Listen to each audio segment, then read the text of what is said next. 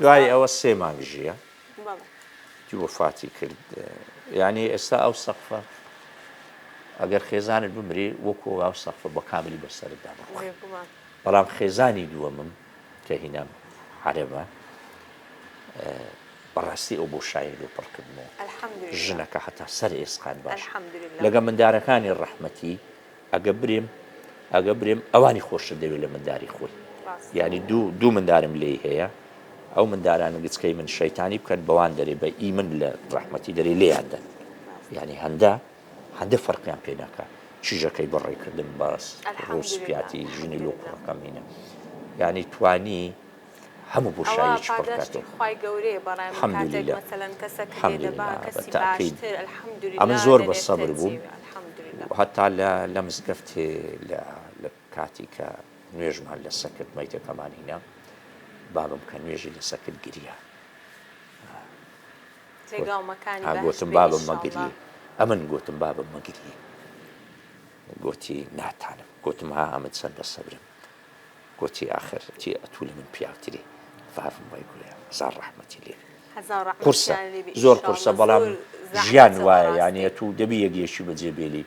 جاری وایە بە گەنجیە جاری وایە بە پیرێ و ئینسان مادام لە دنیاە دەبی ئیستعدادی هەبی لە هەموو پێشاتێکی خۆش و ناخۆش الحەمدولله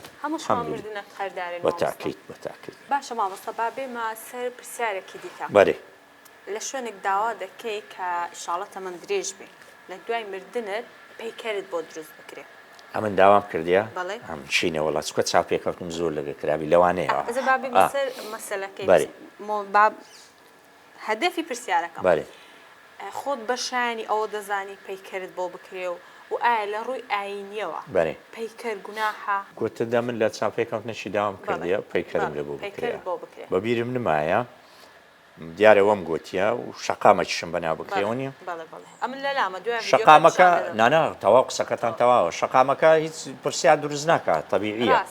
بەس دەرێن ئەتوو ئیسلامی و کو دەرەی پەیکەر دروستکرێەوە نیە چکۆ دەرێن لە ڕوو شەریع پەیکەر حرامە وایە طبعا بزانە ئەمن متابعی ئەو مۆزوعم کردی و خیدیتمەوە زۆر بەحمووی بابیشم مەلا بووە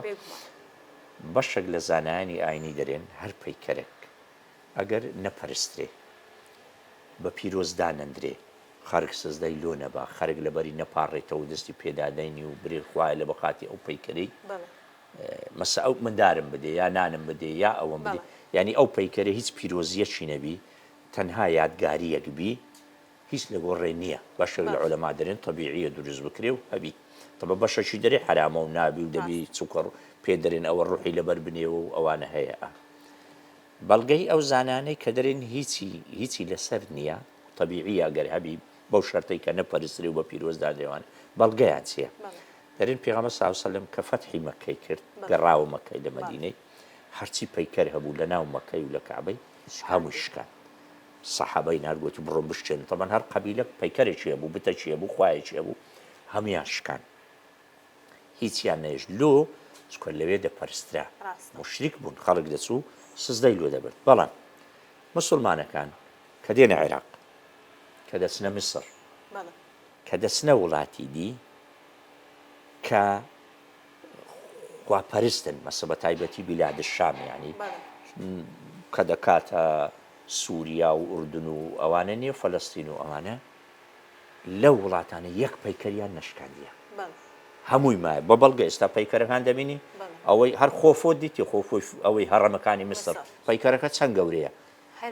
وەنیە ئەوە 4000 سال پێش لەدایک بوونی مەسیح دروستکرایە و پەیکەرە لە سەردەمی فیرعەونیەکان کە چوون مسلمانەکان لۆ نەیانشکان فتحی مەکەیە فتحی مسریان کرد عەمری کوڕی عاز بووە عوالی و هەتا ئێستا میسر لە زمنی دەوڵەتی ئەوەی ئیسلامی عالەمی ئیسلامیە لۆ نەیانشکان چکە لەوێ خەرک قبطی بوو لەسەر ئاینی مەسیحی بوو یەکتاپەرست بوو خوای دەپەرست و عیسای بە پێغەمبەر بتی نەدەپەرست ئەو بتە تەنها بتەک بوو وەکو یادگاریەک وەکو ئەوەک دانرا بوو دەستیان لێنێدا هیچیان نشکات هەمووی میسر بگەڕێی مسلمانەکان یەک پەیکەریان نشکاندیە هاتینە عێراق فتحی عێراق کرا لە مەنتیقەی مووسڵ لە مەنتیقەی بابل ئەو هەموو پەیکەریان دیتەوە هیچیان نشکاندیە لۆ نەیانشکاندیە چووکە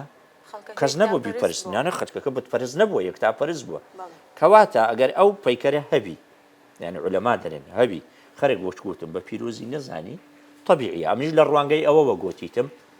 وەگە لۆشم دروست بکەن مەمنون دەبم جادەکە بەناو بکرێ هەر باشتریش وڵایشەی باشە بەڕاستی کەسانێک من کاتی خۆی بە کاگ ئومێد خۆشناوم گۆ با لە ڕێی تەلەڤیزیۆنی گۆ دەرێمەوە لە مناسەبەتی گوتم ئەمە وەکو عایلە داواتان لێ دەکەین شەقامەکی بەناوی بابم بکەن لە هەولێرێ بەسوا بزانم تا ئێستا نەکرایە بەشک و کاگومێت ببینی ئەمەش هێوادارین مامۆستا جەمیل باسمان کرد یعنی لە هەولێرێ ڕۆیە و لە کوردستان ڕۆیە الحەمدولillah جێگا و مەکانی باش بە ئینشاڵڵا مامۆستا بەش یەکەم